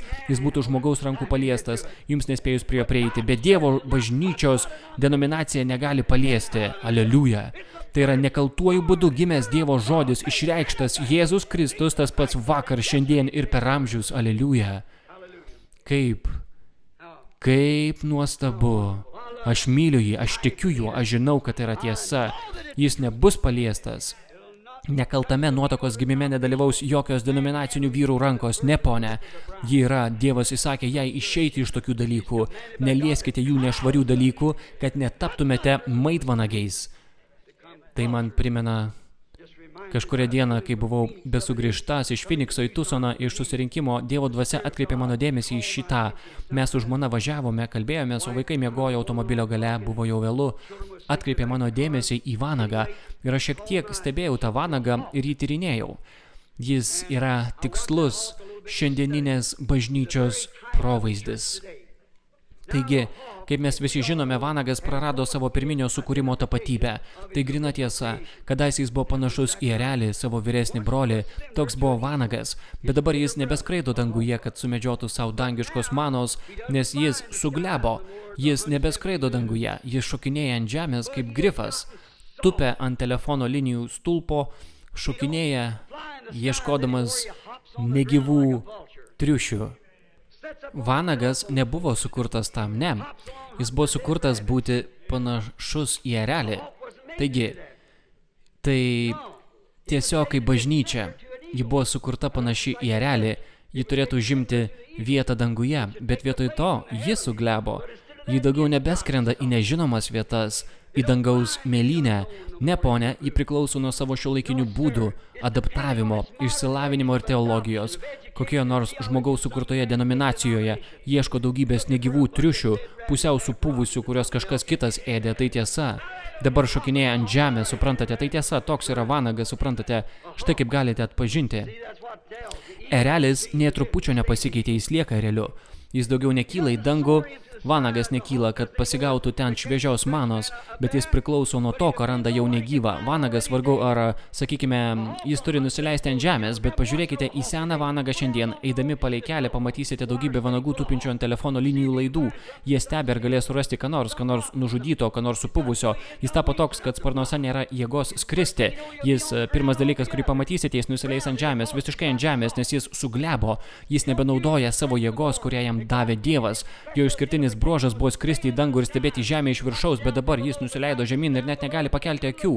Jis galvoja tik apie negyvus triušius, apie tai, ką galėtų surasti ant kelio, kokį nors skunką, sterblinę žiurkę ar ką nors, kas nors partrenkia. Jis nėra erelis, bet yra kažkuo jį panašus. Tiesiog kaip bažnyčia, priklausoma nuo savo maisto dėl išsilavinimo ir panašiai negyvo maisto, kuris numirė prieš daug metų per Liuterį, Wesley, sekmininkus ir taip toliau. Ką jie valgė, jį žiūri atgal į kažkokį žmogaus sukurtą tikėjimo išpažinimą, vietoj to, kad pakiltų į žodžio dangų, kur viskas įmanoma tiems, kurie tiki. Jis perėmė grifo įpročius, tie negyvi lavonai buvo palikti maitvanagiams, pasauliui. Švietimas ir panašus dalykai buvo palikti pasauliui, ne bažnyčiai. Jis toks suglebęs, kad jis daugiau nėra tvirtas, jis negali pakilti į atšiaurų dangų, kuriame viskas įmanoma tiems, kurie tiki. Jis atsitraukia ir pasako, na, daktaras toks ir toks pasakė, mano denominacija tuo taip netiki. O, tu iškrypęs vanagė. Bijantis prasiveržti iki Dievo pažadų. Tu sakai, na, stebuklų dienos praėjo. Jūs esate suglebę. Jūs bijote išskleisti sparnus ir skristi tolyn. Ar jūs tapote per silpni, kad galėtumėte dalyvauti maldos susirinkime? Ar jūs esate tokioje būsenoje, kurioje bijote pasilikti prie altoriaus ilgiau nei 10 minučių? Šokinėja kaip maitvanagis ėda ant žemės gulinčius lavonus. Taip, ponė, jis pernelyg suglebęs, kad galėtų gyventi atšiaurioje gamtoje, šokinėja kaip maitvanagis ir ėda maitvanagių maistą. Taip ir yra, tai tiesa, iki tiek, kad pradėjo atrodyti kaip maitvanagis. Jis elgėsi kaip maitvanagis, jis daugiau nėra vanagas, jis labiau panašus į maitvanagį nei į erelį. Erelis turi skristi, o netupėti ant telefono linijos stulpo ir laukti negyvo triušio, o tada nusileisti ir šokinėti ant kelio kaip maitvanagis. Suprantate? Būtent taip elgiasi šiandieninė bažnyčia. Kokia prasmė pakilti aukštyn ir sklandyti, jei čia galiu surasti triušių? Bet jie yra mirę, jie yra supuvę, jie yra užteršti, kadaise jie buvo geri, kaip ir liuteronų, Wesley ir sekmininkų mokymas. Na, kodėl jūs valgote kaip maitvanagiai? Kiekvieną naktį anuomet iš dangaus Izraelio vaikams, keliaujantiems per dykumą, iškrisdavo šviežia mana. Viskas, kas likdavo, būdavo užteršta. Kaime mes sakydavome, ten yra besiraitančių lervučių. Šiandien mūsų išgyvenimuose yra per daug tų besiraitančių lervučių. Mūsų religijos priklauso nuo to, ką pasakė kažkas kitas, ir šis pažadas yra skirtas kitam amžiui.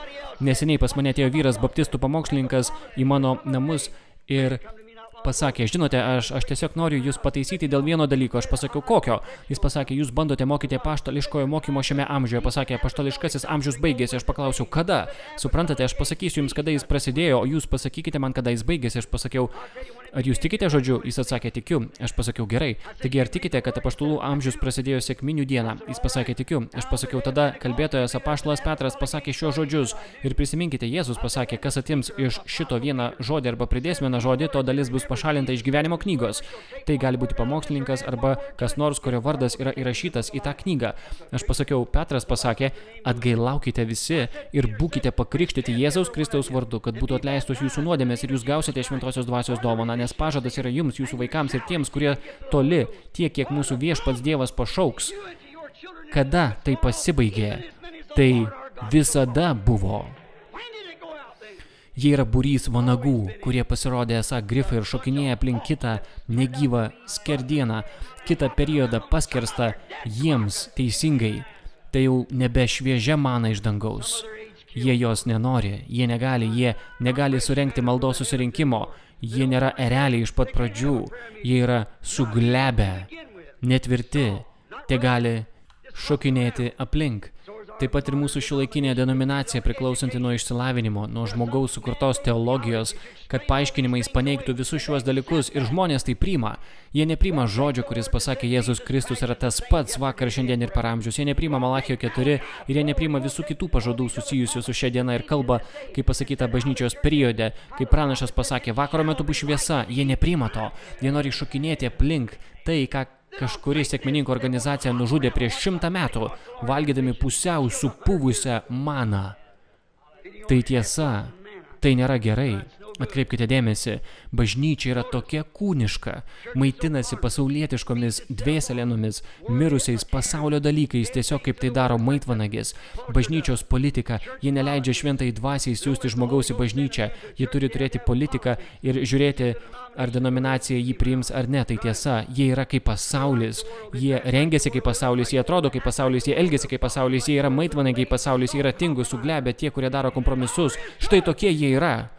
Ar jūs kada nors matėte realiai darantį kompromisą? Ne, ponė, jis nedaro kompromiso, taip pat ir tikras krikščionis, jis nėra suglebęs, jis medžios, kol tai suras, amen, taip, ponė.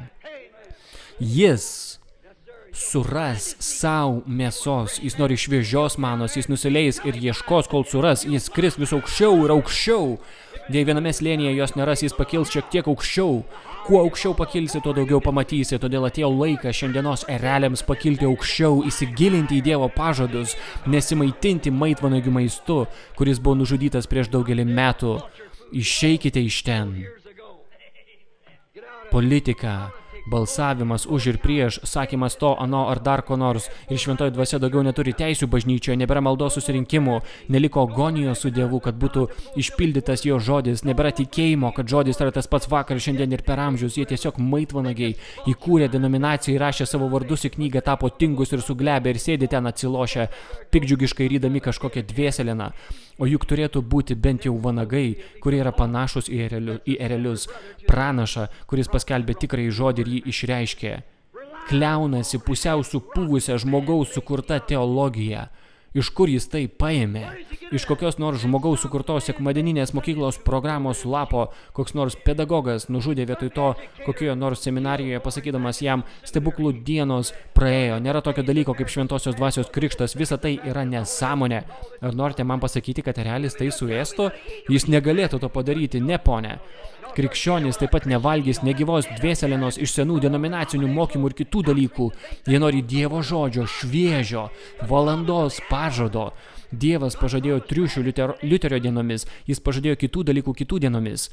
Bet dabar jis pažadėjo mums visą vertį maistą 7 patiekalų meniu, nes visi 7 spaudai yra atidengti.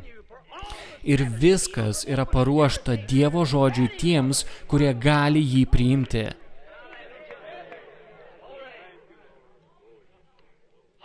Vanagai šokinėja kaip grifai, o tai bent pagalvokite apie tai, kaip kritiška, valanda yra tokia, kaip vanagas seniai prarado savo, kaip vanago tapatybę, taip ir bažnyčia seniai prarado savo tapatybę, kaip mažesnis paukštis, brolis erelio, Dievo pranašų, kadaise jį buvo tikro žodžio išteisinimo nešėja, po to jį tapo pašventinimo nešėja, po to jį tapo šventosios dvasios krikšto dovanų atstatymo nešėja, bet po to, kai jis eina toliau ir grįžta atgal, pabandykite ką nors suvalgyti, mana iš praėjusios dienos, ji supuvusi, ji yra netinkama. Tikras šiandienos erelis žino, kad ji buvo gera, bet mes turime tai ir dar daugiau, kol Jėzus Kristus pasireikš visoje savo galybėje, nes jis pažadėjo būti šioje paskutinėje dienoje. Taigi, ji yra išdžiūvusi lobelė, ji praėjo, Dievo dvasia perėjo per ją, tai tiesa. Ir ji nebus paveldėtojas su patvirtintu sėklos žodžiu. Ji tikrai nebus. Ji nebus paimime. Ji bus bažnyčios narė.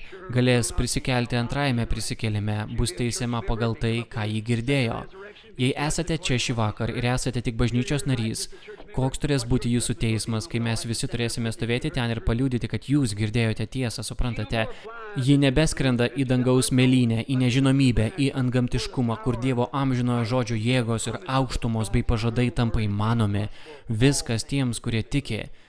Ji tuo netikės, pasakė ji. Ji sugrįžta ant telefono linijos laido ir pasako, mano denominacinė bažnyčia sako, kad triušiai yra geri, nors juose yra kirminai. Bet vis tiek sako, Jie yra geri, suprantate. Ji yra nuo to priklausoma. Sekmininkai yra kaip jos denominacinė maitvanagiė sesuo, sėdinti dabar didelėse nedorelių pasitarimo kėdėse, žinoma, klausydamasi savo pasaulietiškų politinių vadovų, maitinančių ją maitvanagių negyvų triušių maistu, kažkuo, kas praėjo prieš 50 metų. Tokia yra sekmininkų bažnyčios būklė. Oho, tai bent.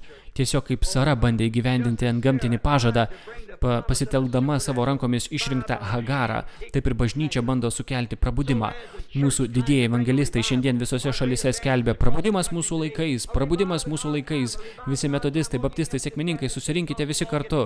Kaip jūs galite turėti naujos manos prabudimą ant senos, mirusios, maitvanagių išplėštos, kaip jūs galite turėti prabudimą mūsų laikais? Prabudimas bus toks mažas, kad jie net nesužinos, jog jis įvyko. Sekmininkai pasakė, o, turi vykti kažkas nuostabaus. Tai jau vyksta, bet jie to nežino, suprantate, taip, ponė. Kur yra šviežia mėsa, ten susirinks ereliai, nebejotinai, suprantate. Taip jis pasakė, kas yra šviežia mėsa? Žodis. Jis yra žodis, šviežia mėsa, Kristus. Kristus jumyse, tas pats vakar, šiandien ir per amžius. Kokia tai yra tiesa? Sara bandė išpildyti visus pažadus, matote, didingų, kaip ir šiandienos bažnyčia, mūsų laikų bus didis prabudimas, per ką? Per iškreiptą pažadą. Kaip jūs tai padarysite, jei Dievas niekada nepalaimino jokios organizacijos, jis niekada nenaudojo organizacijos, kai buvo paskelbta žinia, o jie susiorganizavo.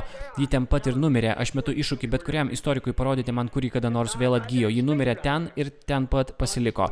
Dievas tiesiog perėjo iš to nešėjų į kitą, tiesiai iš liuteronų į metodistus, tiesiai iš metodistų į sekmininkus, dabar jis perėjo iš sekmininkų į sėklą. Nes tai turi būti sėkla. Jūs negalite pasipriešinti gamtai. Nėra nieko kito, kas galėtų tai padaryti, tik sėkla, todėl ta sėkla atkurs pati save. Jis yra tas pats vakar, šiandien ir per amžius, tas pats ugnies stulpas, rodantis tos pačius ženklus, tą pačią jėgą, tas pats Dievas, tie patys stebuklai, tas pats dalykas, patvirtino žodį ir Bibliją tiksliai taip, kaip parašyta. Jis yra tas pats vakar, šiandien ir per amžius, jis veda mus šį vakar. Dieve, padėk mums tai pamatyti ir tuo tikėti, žinoma. Suprantate, Sara bažnyčia pati išrinko Hagarą. Tai nesuveikė, ar ne? Ne. Jos pati išrinkta grupė ir šiandien nesuveiks. Daktarai, filosofijos daktarai, teisės daktarai to nepadarys, visi nešėjai žlunga. Liuteris patyrė nesėkmę kaip ir Hagarą. Ką padarė Hagarą? Hagarą leido savo sūnui glaustis prie kitos moters krūtinės, ar taip, kad ji jį augintų. Hagara tai padarė, atidavė savo sūnų, vienintelį sūnų kitai moteriai, ne jo motinai, kad ji jį augintų. Tai tas pats, ką padarė Liuteris, kai atidavė savo sūnų išteisinimą denominaciniai grupiai, kad ji nerimtai su juo elgtųsi, būtent taip, kad jį augintų. Veslis suklydo taip pat kaip Sara, abejodamas, kad antgamtiškas gimimas yra šventosios dvasios krikštas, kaip ir Sara prie ąžuolo. Kai Veslis buvo supažindintas su antgamtiškumu, kai prasidėjo sekmininkų periodas ir Veslis buvo supažindintas su kalbėjimo kalbomis ir visais kitais dalykais, jie juokėsi ir iš to tyčiojosi. Visi jūs, Kristaus bažnyčia ir jūs taip vadinamieji, ir jūs baptistai ir presbiterionai, kiekvienas iš jūsų iškėlėte savo nosis į viršų ir pasitraukėte nuo to teisingai. Ką tu padarei, Vesli? Tu pardavei savo vaiką organizacijai ir jis mirė ir pražuvo. Tai visiškai teisinga. Bet žodis, tikrasis žodis tęsiasi toliau.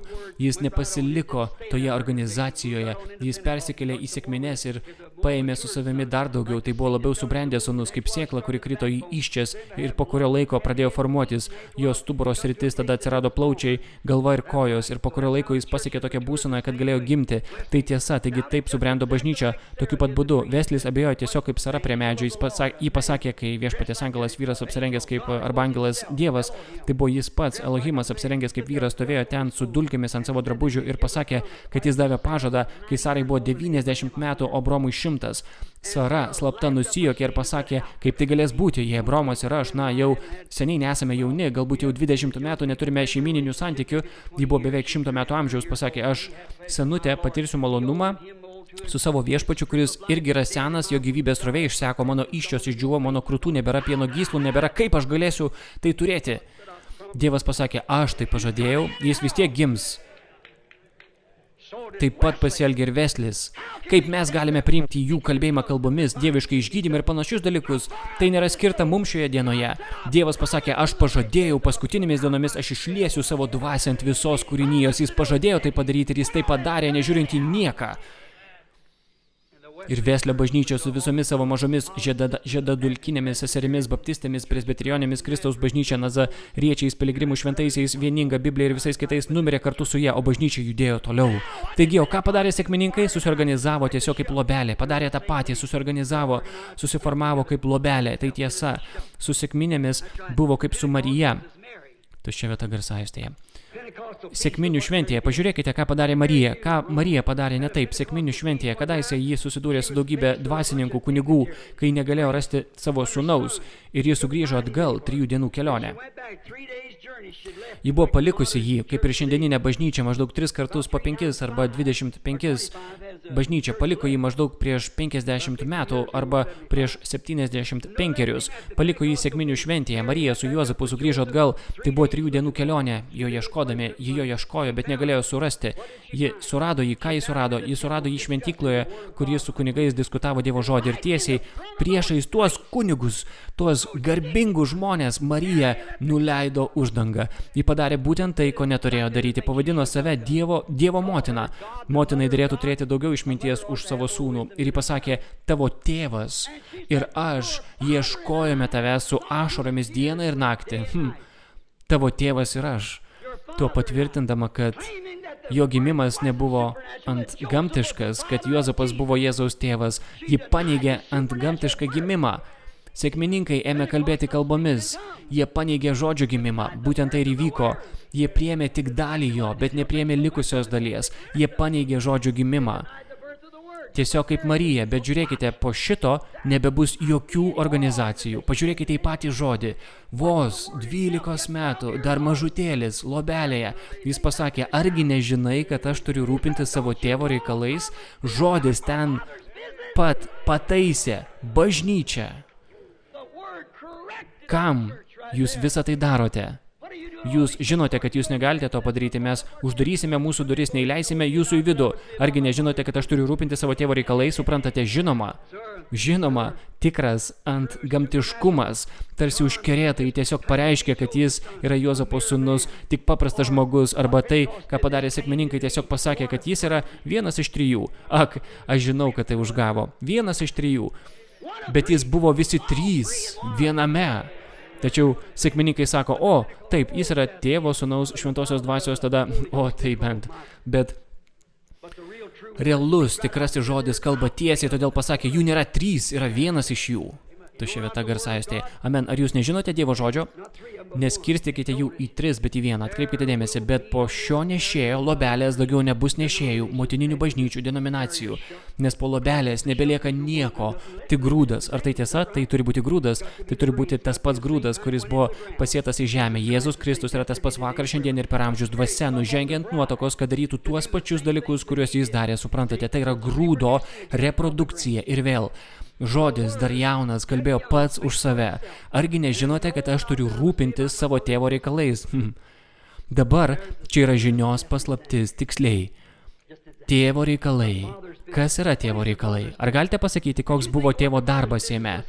Išpildyti tai, ką pasakė Izaijas, mergelė pastos, išpildyti tai, ką Izaijas pasakė dar kartą, lošasis šoks kaip elnes, ir visa tai įvyks, kaip pasakė Mozė, viešpats jūsų dievas iš jūsų tarpo iškels pranašą panašų į mane. Tėvo darbas buvo išpildyti tą žodį. Na, jei tai nusileido per jų stebelius, per jų žemiškas moteris, o kaip yra su šiais stebeliais, šių dvasinių bažnyčios moterų, bažnyčios simbolizuoja moteris, moteris reiškia bažnyčios, tiksliau. Ar tai tiesa? Tuomet kas dabar yra? Mes turime rūpintis tėvo reikalais, atsakytų kviečiai, grūdai, taip ponė. Ką jie privalo daryti? Patvirtinti Malachijo 4, patvirtinti Luko 17:30, patvirtinti Hebrajams 13:8, patvirtinti Šventojo Jono 14:12, patvirtinti visą jo žodį, patvirtinti Hebrajams, aš turiu omenyje, Apreiškimo 10 skyrių, 7 antspauduoti dengimą ir Dievo paslaptis, netgi gyvatės sėkla, ir viskas bus išreikšta, santuoka ir skyrybos ir visos kitos paslaptis, kurios buvo tarsi paslėptos po stulpais visus šiuos metus nuo teologų ir kitų, bet dabar išmušė valanda. Tai yra tėvo reikalai. Ar manote, kad jie priimtų tai? Jie nori būti garbingi ir sako, mūsų denominacija to nemoko, bet Biblija moko. Tai tiesa, Dievas patvirtina, kad yra tiesa. Žinoma, tai išsipildo šiame periode, kai 7 antspaudai arba tiesiog įrodo, kad denominacijos buvo tik nešėjos. Tai dar vienas tėvo reikalas, kad įrodyti. O tėvo reikalas dabar yra parodyti jums, kad tos denominacijos nėra jo.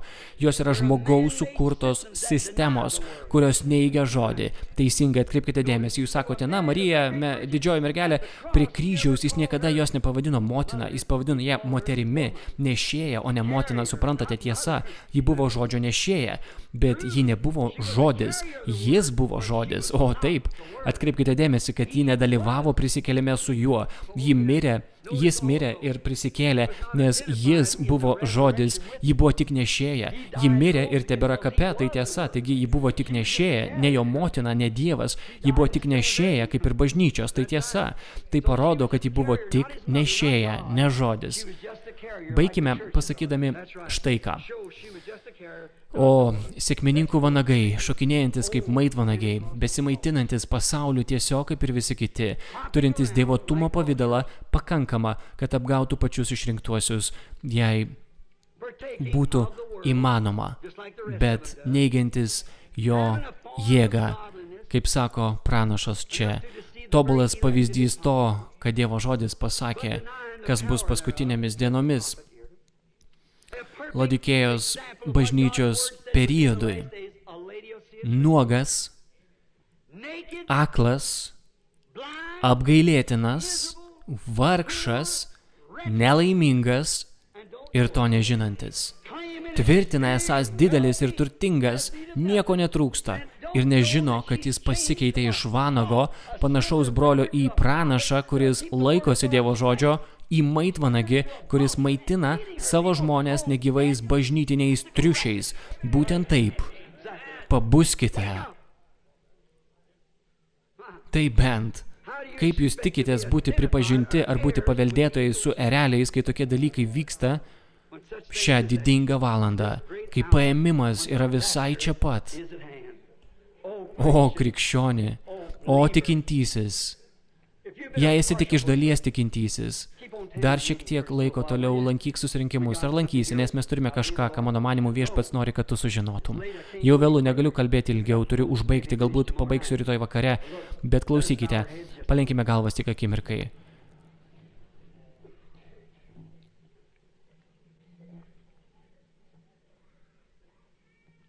Aš nenoriu, kad jūs kreiptumėte dėmesį į mano kalbos gramatiką, bet noriu, kad jūs bent minutėlę atkreiptumėte dėmesį į tai, ką aš pasakiau. Tai yra pakankamai aišku, kad jūs galėtumėte suprasti, jeigu norite. Jeigu jūs esate čia šį vakarą ir neturite šio išgyvenimo, aš nesakau, jūs sakote, aš šokau dvasioje, šokinėjau visur.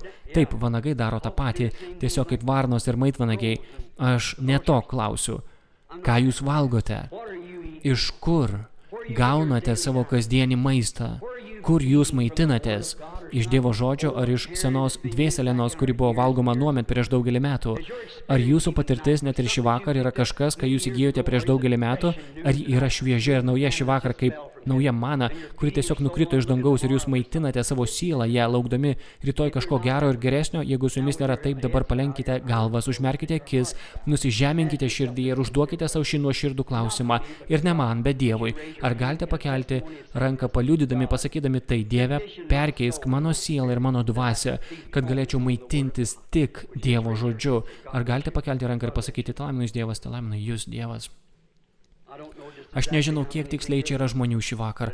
Aš labai prastai galiu įvertinti žmonių skaičių, bet sakyčiau, kad bent trečdalis ar daugiau pakėlė rankas, kad nori perkeistos sielos. Taigi palenkime galvas ir prisiminkime juos savo maldose. Brangus Dieve, aš esu atsakingas tik už žodžio išsakymą.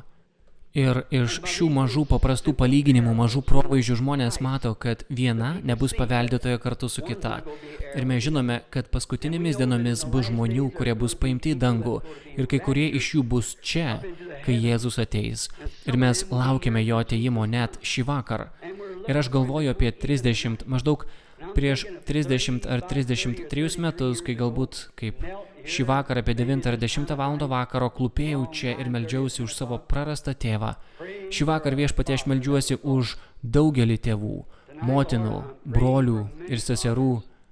Ar tu turėsi malonės, brangus Dieve?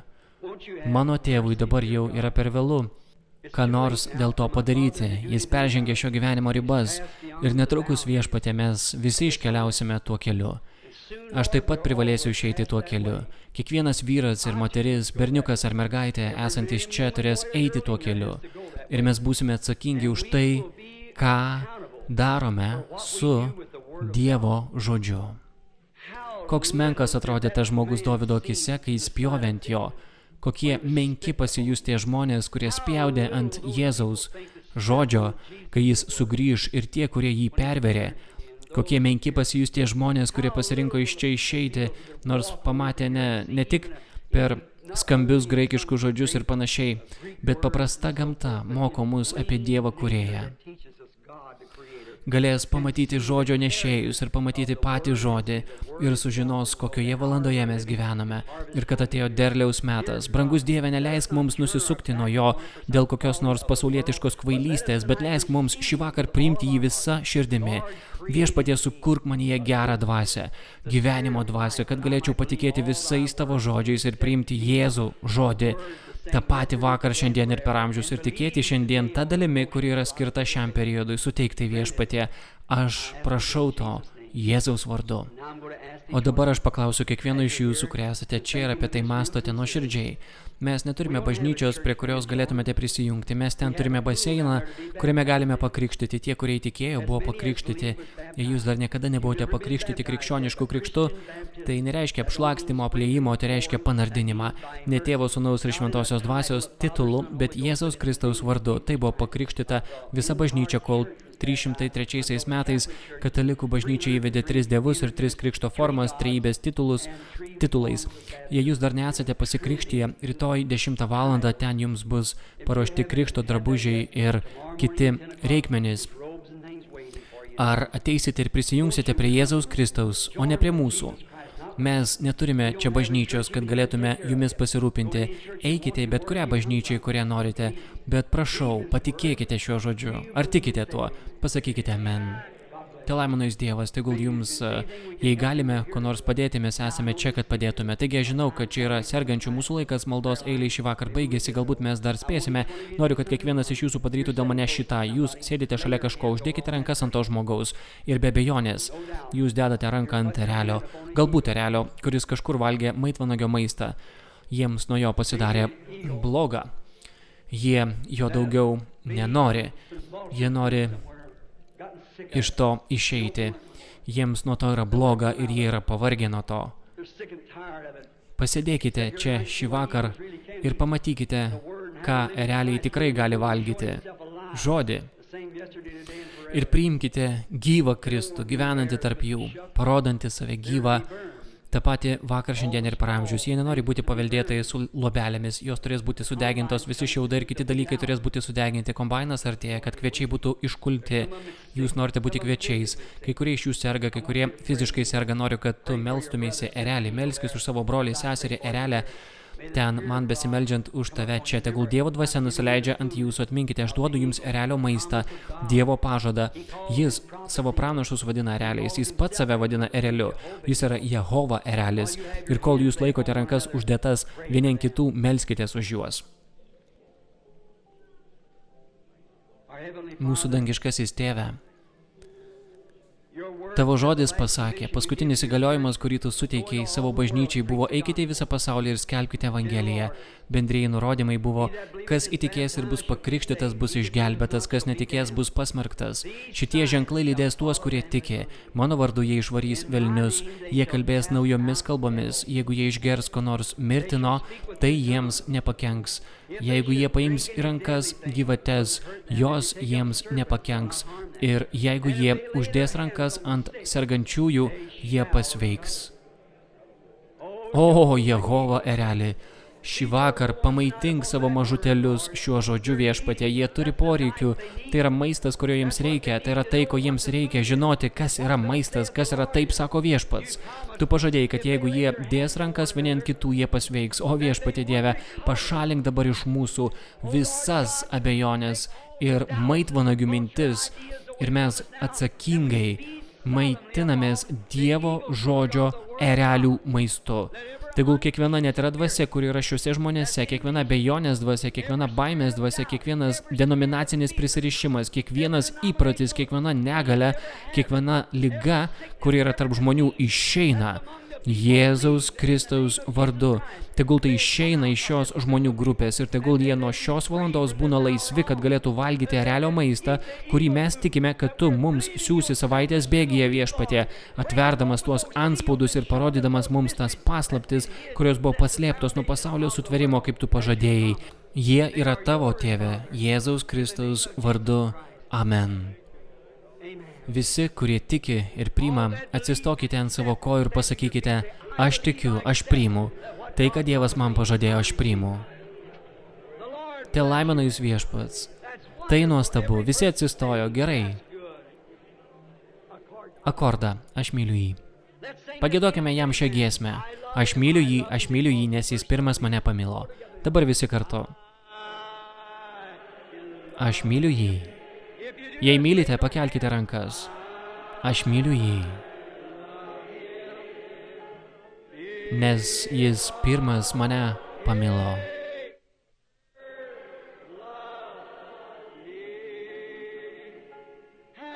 Ir atpirko mano išgelbėjimą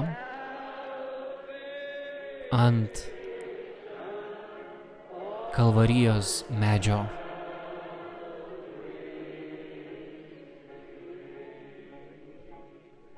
O argi jis nėra nuostabus? Paspauskime vieni kitiems rankas. Broli, ereliai, tiesiog apsisuk. Sesuo, paspauskite rankas, kol mes giedame. Aš myliu jį.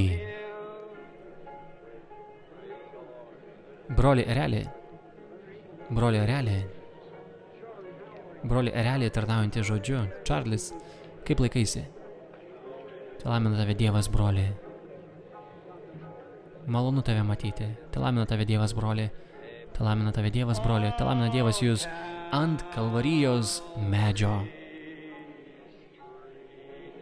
Pakelkime rankas į jį.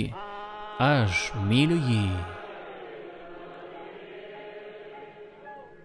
Aš myliu jį.